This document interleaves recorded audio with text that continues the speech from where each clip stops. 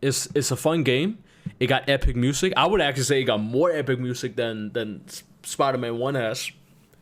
Like I remember even having like oh my god, I have so many like PS1 demos, like a fat package of like, you know, those like every month like PlayStation 1 demo disc that came out with the game magazines. You guys remember those back? Who's a boomer in the chat? Raise your hand if you're a boomer. But every month they came out with these gamer magazines that you could buy, and you get like a demo PS1 or PS2 disc at its time, right? I don't remember which month it was, but holy fuck, man.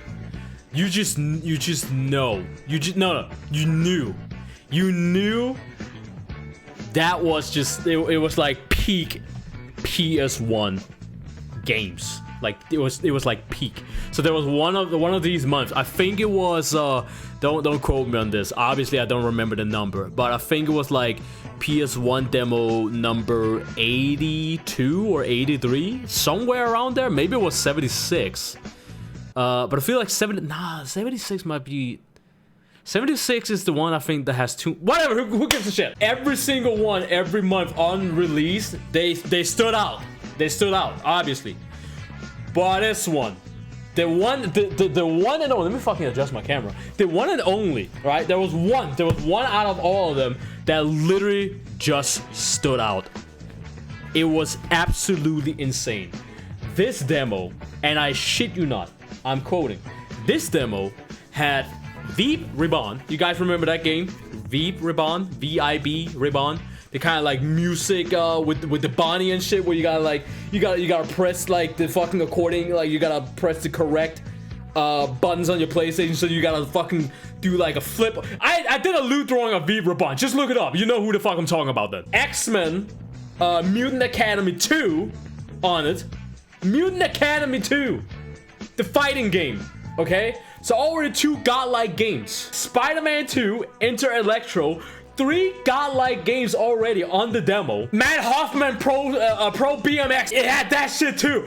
It had Tony Hawk Pro Skate. Oh my, yo, this demo is like holy fuck. Like, looking back at it, it was like being in the PlayStation Store, but everything in the PlayStation Store was free. PS1 demos and PS2 demos, like the disc ones that you got. Why are you having so many good ass games in one disc? In one disc.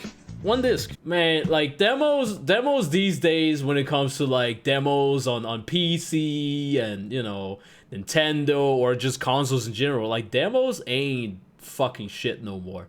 It ain't like it used to be.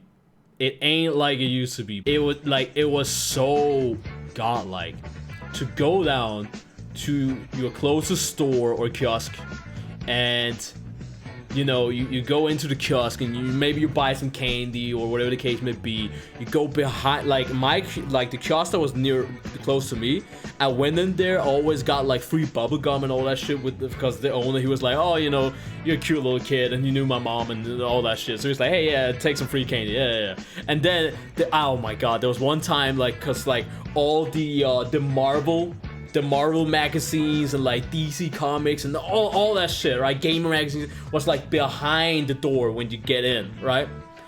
So there were Marvel comics, DC comics. There was even Star Wars. I even got World of Warcraft comics as well. Like, I got all my comics from that kiosk before they closed down. And I remember there was one time I saw one of those gamer magazines with the PS1. It was PS2 demos at that time. PS2 demos, right? The release date, and it hit me like, whoa.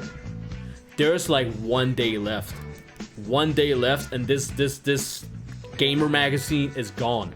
It's gone. The next one will then be released. I was like, holy shit. Because normally, every month, my parents would always, either my dad or my mom, would always just give me that magazine. This guy, the guy who owned the kiosk, he looked at me, and he's been knowing me ever since I was born.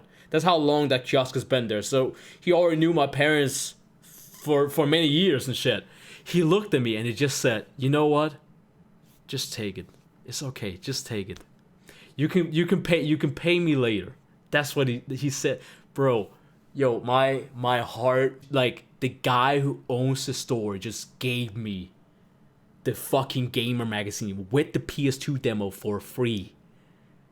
I was like, whoa. The gods of gaming itself just came down like, no, see, ha.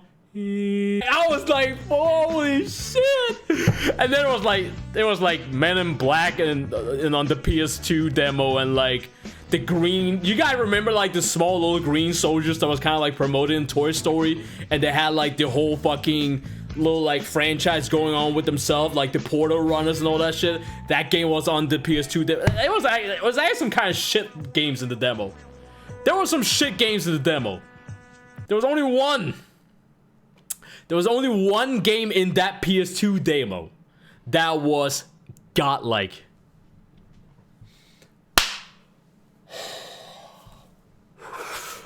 Dynasty Warrior 3. Oh, fuck! First time I ever experienced Dynasty Warrior. Holy shit. My mind was blown away. I was like, Dynasty Warrior? What the fuck is this? And I booted up the game on the PS2 demo, and you have that menu with the whole map. Oh shit! That day, that moment in life, that's when I experienced nutting for the first time in my life. Besides Tona Bandicoot and all that shit, it's fine. You have this right here, what I'm pointing at, is like one giant ass case that I have. Well, all my like PS1 games, PS2, some PS2 games, some PC games, OG PC games like Star Wars Racer. You guys remember that shit? Star Wars Racer, holy fuck. Right next to it over here, right here. You see all that stack right there, and down here as well?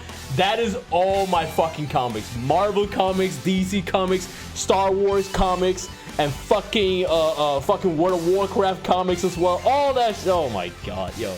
That shit was fucking tight. Alright, no, we're not gonna pull out now. I'll do that another time, for another day. But I think it is time to play some of that Spooderman. Alright, we're gonna play some Spooderman. I hope the game works. You know what the worst part is though? This is gonna be kind of sad to like add into the story. But the guy who owned the kiosk, he's not with us anymore. He's not here anymore. What is the word? He didn't delete himself, but he got old and he got sick, and then, you know, he got deleted. So may the gods of breeding and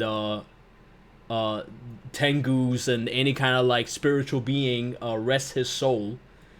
He was a very, very great man, and he loved his job. He held that shit down with a passion and with love, and he loved every single one that went into that store.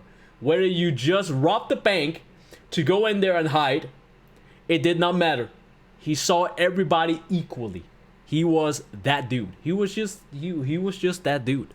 He loved everybody, and sometimes he just gave shit for free, just like the Gamer magazine that I got. So he's a good man.